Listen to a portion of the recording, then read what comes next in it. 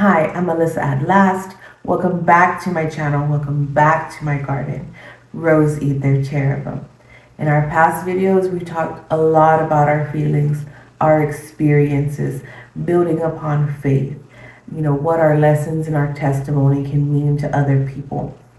Now, today, we're moving a lot of that aside, a lot of the emotionality aside, and we are talking about discipline, specifically discipline over our feelings, self discipline, being deliberate in our actions, commitment, and what that looks like in this walk with God.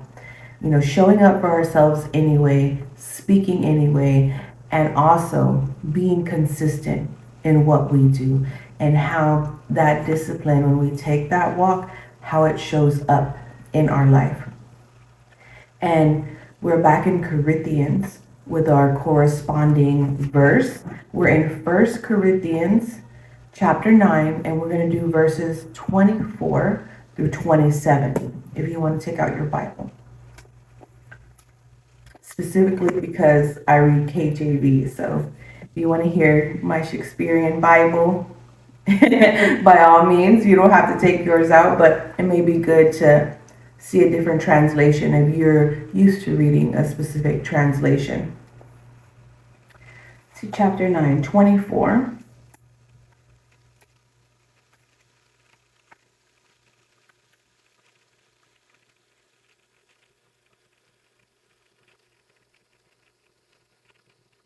You know what? Let's go up to 21. I really want to give a clear view in this, not only for you but for myself too. Now, see, I spent a lot of time in the Old Testament, and I am, now swimming in the New Testament. And Paul water is something that, again, I've told you before, I have dipped my feet in, I've swam a little bit in, but to get a full understanding, as I'm kind of reading this for the first time, let's go up to 21. All right, so now we're First Corinthians chapter 9, verse 21. To them that are without law, as without law, and it says in parentheses, being not without law to God, but under the law to Christ, that I might gain them that are without the law. 22. To the weak became as I as weak, that I might gain the weak, and I am made all things to all men, that I might be all means save some. That I might by all means save some. Let me run that back. 22. To the weak became I as weak, that I might gain the weak, and I am made all things to all men, that I might by all means save some. 23. And this I do for the gospel's sake, that I might be a partaker thereof with you. Know ye not that which run in a race run all, but one receiveth the prize? So run that you may obtain. And every man that striveth for the mastery is temperate in all things. Now they do it to obtain a corruptible crown, but we an incorruptible. I therefore so run, not as uncertainly, so fight I, not as one that beateth the air. But I keep under my body, and bring it into subjection, lest that by any means, when I have preached to others, I myself should be a castaway.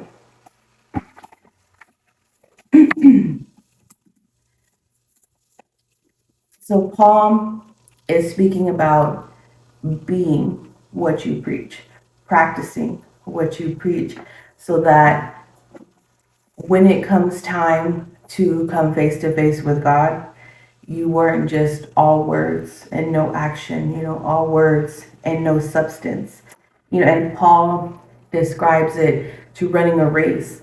And oftentimes we talk about walking the path, that this is a journey, that, our walk with God, it's a simile, similar to what Paul is describing here.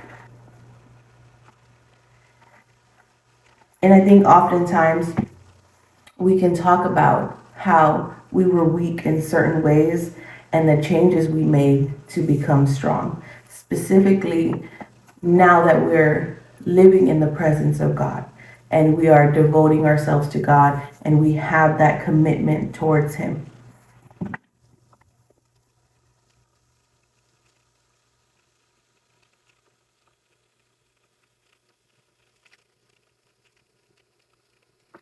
And oftentimes, Paul is talking to people of Roman nature, of Greek nature. So there was, what it was called the Olympics back then, but it is, the Olympics now, the races, there was in Greek and Roman civilization, there was this big focus on showing up to the gym and being strong and being able to participate. That was one of the main things that Greek and Roman civilizations would focus on, specifically the men, was to be strong, be able to run. That was a showcase of your worth. And while they might participate for a crown that means nothing, that will fade away in time, that is worldly, we do it and we create that spiritual discipline and that focus so that we get the crown of everlasting life from God. So he is giving a comparison. He's trying to give something that they can grasp onto and understand and then apply it to their spiritual life. So that's kind of what Paul is doing here. Something that he knows that they like, that they see as worthwhile. He's doing that so then they can now see the spirituality, to put not only their worldly physical life, but their spiritual life in that same regard.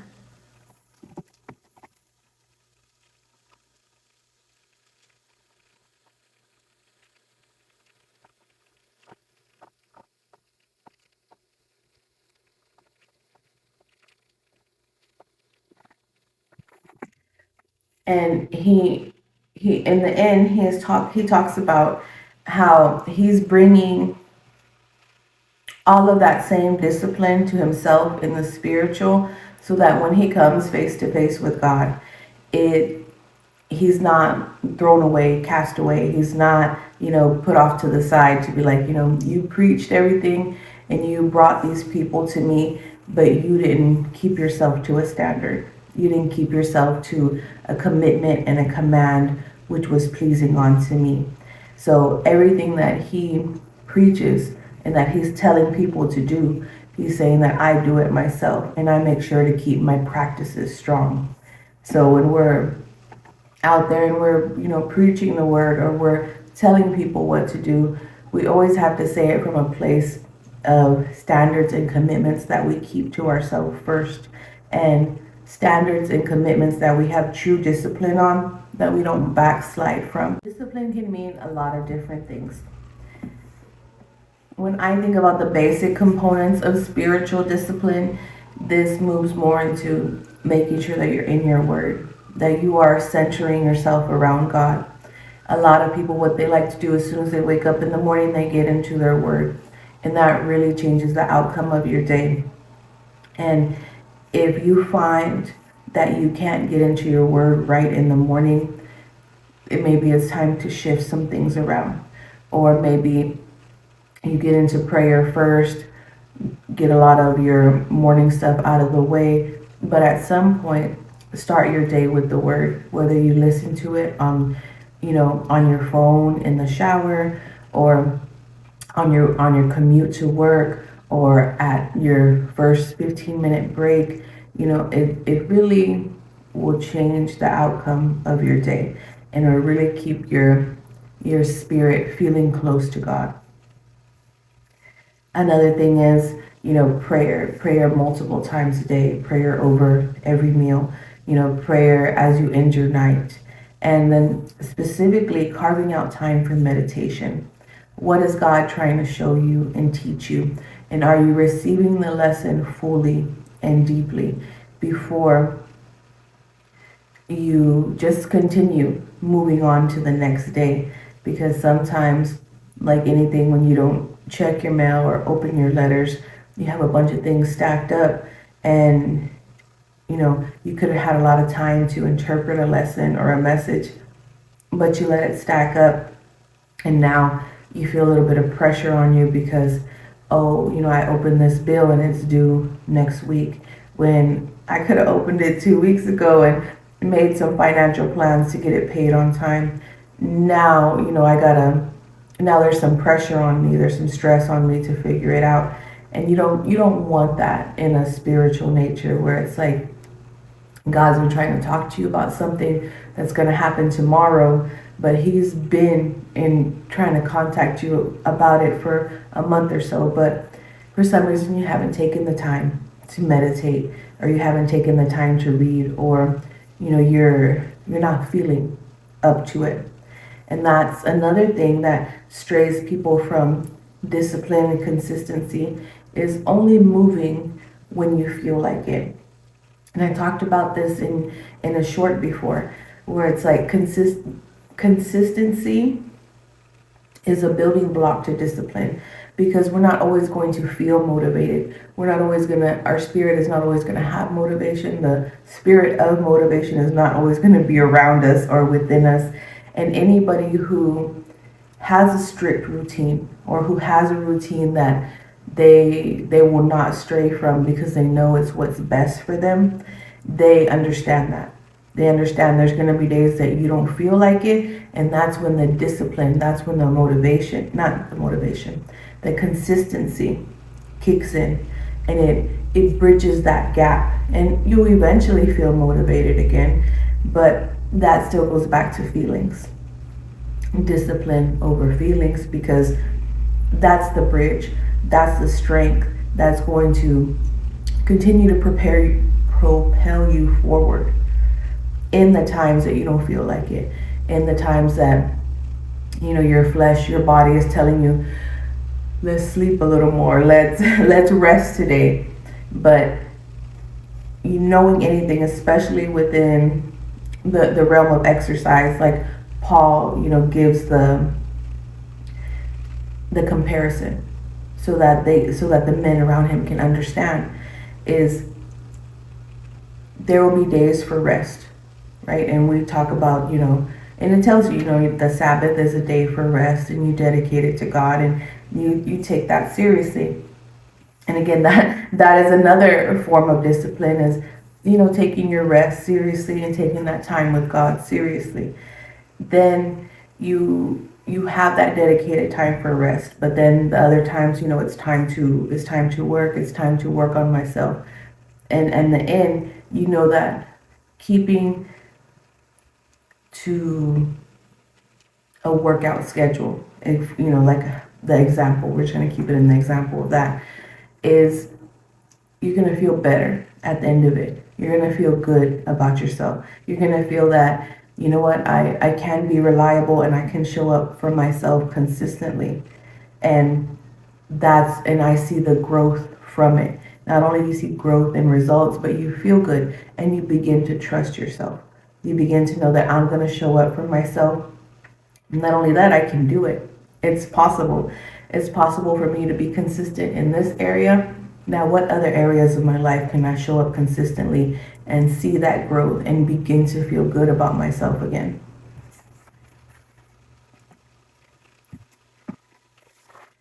Now, if you struggle with consistency, it kind of means that you're putting your feelings above it all. You're waiting to feel good, or you're waiting for a workout partner. And you have to, the way that God shows up consistently for you, you have to show up consistently for yourself in different aspects of your life. Spiritually, you have that commitment to God, and if you're consistent in that, you see the strength in your relationship. You see your peace grow, and you see your ability to navigate anything negative, or anything negative in the worldly or spiritual nature. It doesn't shake you up because you're strict on yourself in your practices, right? And it can be the same thing in all aspects of your life if you allow it. And not doing it consistently is going to give you mixed results. And then you're going to begin to wonder, should I continue doing this? And then it moves into wanting to quit on yourself. And even worse, wanting to quit on God. And I get it. We all go through the growing pains of being inconsistent. And then knowing that consistency is going to bridge that, and it's going to stop a lot of the quitting on ourselves and quitting on our God, and a lot of the having to restart. And it's like working out and you do good for 4 or 5 months, and then you quit. And you quit for a good 3 months, and you're like, oh, I got to get back on it again. Well, you go through feeling sore again. You go through having to build your routine again. You go through possibly having to repay gym fees or whatever. And the process of starting over again is much higher than if you would have kept consistent the whole months through and not quit on yourself. So, and that's something that I experienced personally, where I had this routine of running and working out and doing all those things. And then I would stop, and I would either gain weight back, and then I have to go back out there and feel sore. And then I have to invest in, new different clothes or whatever, so that, so that I can work out comfortably. And, too much time would pass, and it would just create this whole, like, I would feel mad at myself. I'd feel angry at myself. Like, I should have just kept doing this and I would have been fine. My progress would have been further. I would have been in a better mindset. Now I'm stressing myself out because now I'm angry at myself for not being consistent, like kicking my own ass. And it's just like, God has to let me know, hey, we're learning, you're learning. Let's just get up and do it again. So it still built a little bit of resilience, but I know I would be happier with myself if I had stayed consistent and continued just taking care of myself the way that I know that I need. So when I began running again, and I've been like running consistently, I would say reaching about 2 months now. And I stopped using the excuses. I have certain days where I run, certain days where I walk, certain days where I rest. And that really started me being more focused is the UCI program. It really helps you to kind of get a schedule for yourself and figure it out, and how to move your time around so that you're using it wisely. But before all of that, I prayed to God. I'm like, God, I want to be able to take care of myself in a much better way. And I need to find a better use of my time, because I can't continue to use time as an excuse. Continue to be like, these things are more important than these things. I need to find a way to incorporate all the things. And I'm learning that. I'm learning time management. And that's a big thing that we try to use an excuse to not take care of ourselves or do what we need to do. There's other things that are more important, my job, my children, this and that, whatever it is, my other obligations. And you can pray to God to find a way to fit all of it in, and you're going to begin to see it. And that's the beautiful thing about staying spiritually disciplined. It's going to allow discipline to fold and spill over into all the other areas of your life, and you're going to be happy to do that. Another thing that stops people from showing up consistently is that they're putting others in front of what they have to do. And it's a common thing for people to do, because if we put all our energy and focus on another person, we don't have to focus on our life and where I'm not going to say falling short, because that's not what we do, but where we are refusing to put that time, where we're refusing to strengthen ourselves, because we're going to help others. And in a way, yes, we're called to help others, but not at the detriment to ourselves.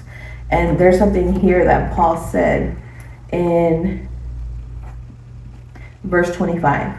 And every man that striveth for the mastery is temperate in all things. Temperance. Temperance is, it's similar to patience, but temperance is also not overdoing it in one area, not overdoing it in our help to others where we neglect ourselves, not overdoing it in any areas where we neglect our God. You know,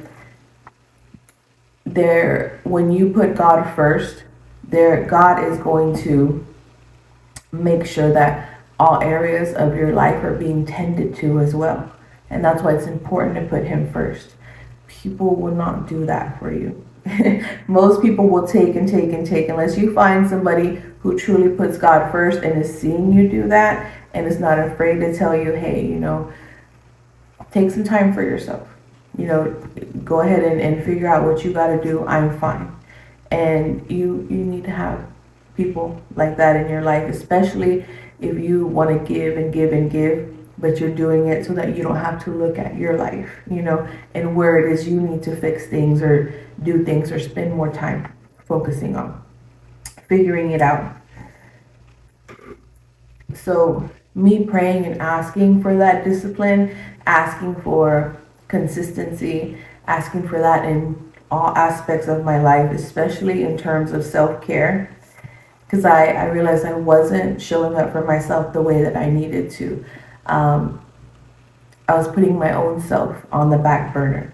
Now, whether that was learned from other people or that was just having to do with my self-esteem or whatever it is, it was still happening. And I'm like, I don't need it to happen because I need to be the best version of myself, for my God, and for, you know, the other people in my life who look to me for things, who need things from me. So now things have changed, especially in my mindset.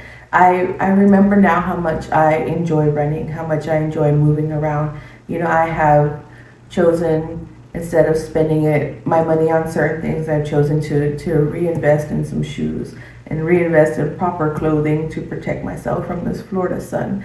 So and I feel good about that. I don't feel like my money was wasted on things or like, oh, I could have spent it on this. You know, God is really reshaping my mind through running, through moving, being, you know, and again, any kind of cardio is going to be good for you. If you enjoy dancing, if you're still at a walking stage, that's fine, do that. And God is connecting and rebuilding your mind in that way. And I find that it doesn't matter who calls me, it doesn't matter who needs me, it doesn't matter if it's a little rainy, it doesn't matter if it's super hot. I am now focused and committed to what it is I'm going to do, and I'm going to knock it out. And it doesn't matter the circumstances in your way. So it makes you a little more hardy if you show up consistently. It gives you the discipline, but you also feel amazing at the end of it. You might be tired, your body might be a little sore, you might be a little bit achy, but in here, I feel amazing. I feel really great when I complete and go after my goal and knock it out. And it gives me a better energy when I'm coming to God about things. I'm not so stressed out or have these things in the back of my mind that I'm constantly bringing up to God that I feel like I'm not doing enough. And it really knocks it out for me.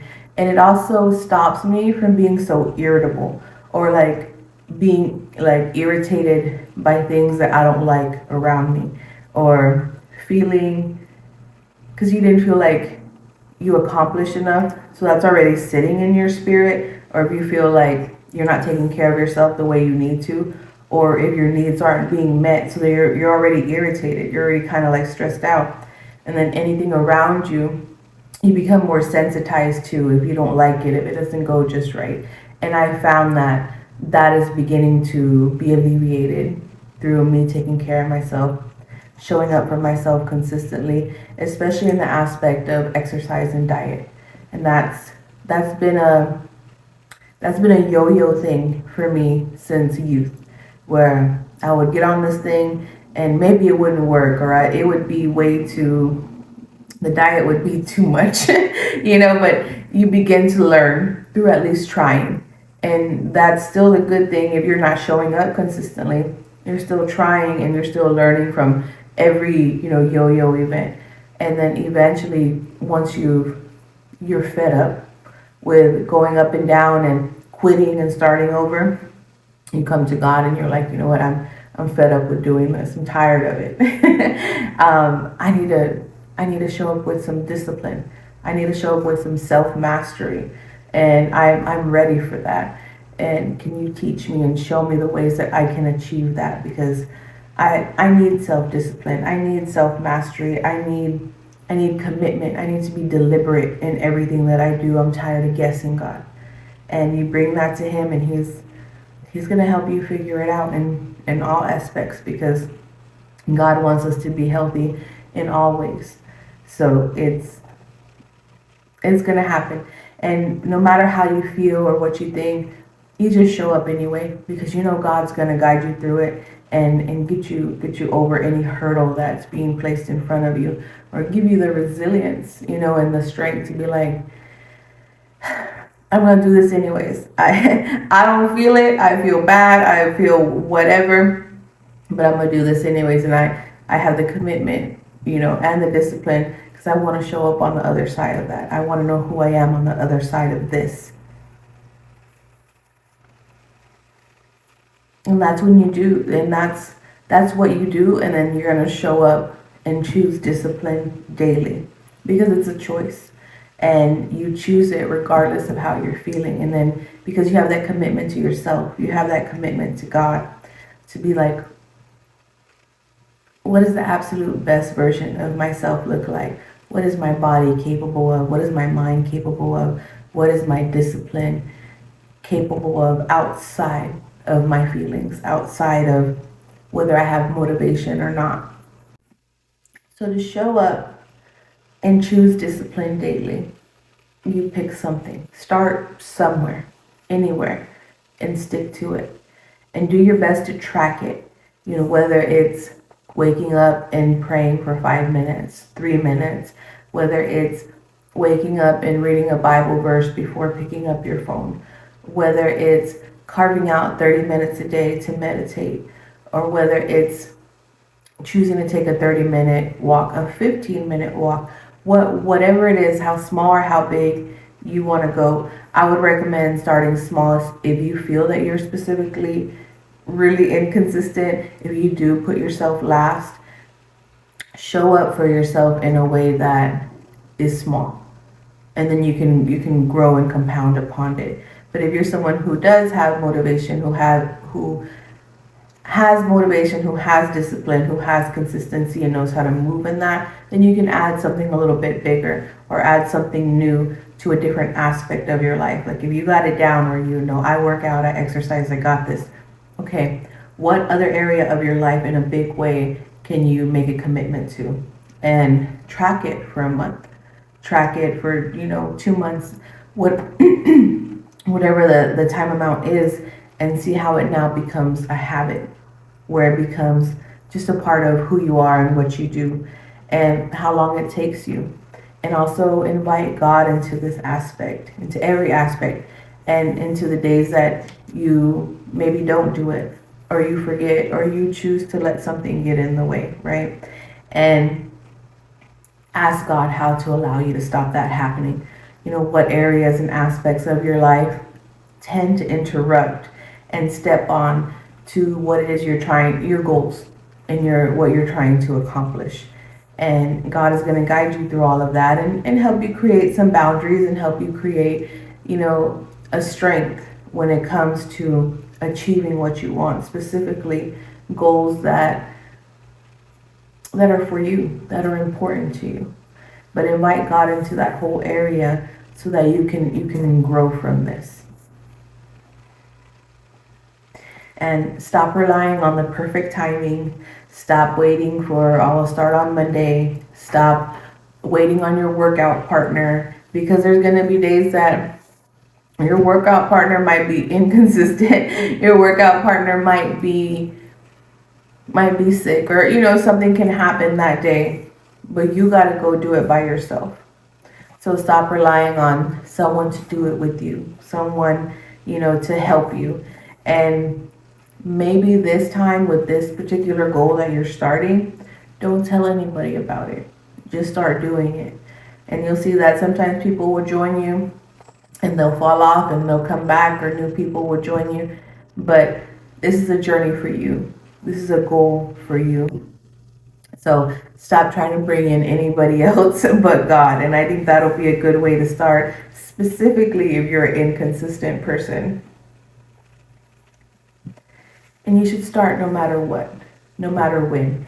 And the quicker you start something, the better.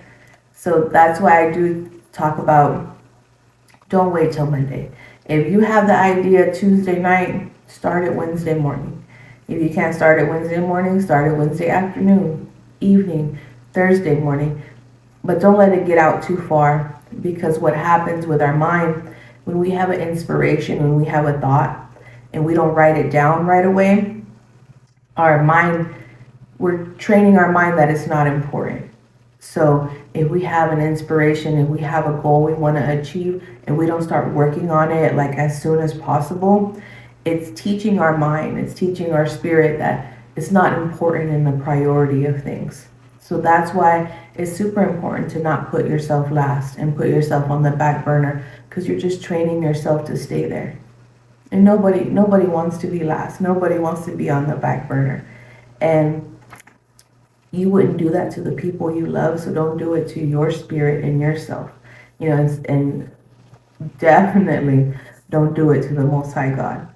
So keep in your commitments, and always pick something new and go for it, and watch yourself achieve it, because you involved God in it, and you continue to put him first, and he's going to show you how to also do that for yourself in a way that's not self-importance, in a way that's going to grow you and make you even stronger mentally, emotionally, physically, and definitely spiritually. And you're going to find nothing but good results if you stay consistent in something. And you know that. It's more than results. It's about feeling good about yourself. It's about removing stress. It's about learning to show up anyway, and being a reliable person, not only to those around you, but to yourself and to God. And it's going to be so much growth in so many good ways if you choose consistency, if you choose discipline and self-mastery. You're going to learn so much about yourself, and you're going to be able to understand God in a new way, understand these scriptures in a new way, and be clear-minded, and be a little more peaceful, and be a lot less stressed out. So I appreciate you. I truly do. And I want you to put effort into anything and everything you've ever wanted for yourself. And I want you to take care of yourself. I want you to know that God is with you, and he's going to give you the focus, and he's going to give you self-control. He's going to give you discipline. He's going to give you strength, even on the days that you're not feeling motivation. And your feelings, well, they're important, and we talk about them and we get them out. They're not more important than your goals. And they're not more important than having discipline and having control over your life, because you give control to the Most High God. And that doesn't mean that you don't have control over achieving everything you want, because he's there with you. He's going to give it to you. All right, friend. I know this was a little bit different, and I know that I kind of got on you a little bit, but it's all out of love, right? I love you. Remember, God loves you more, and you got this.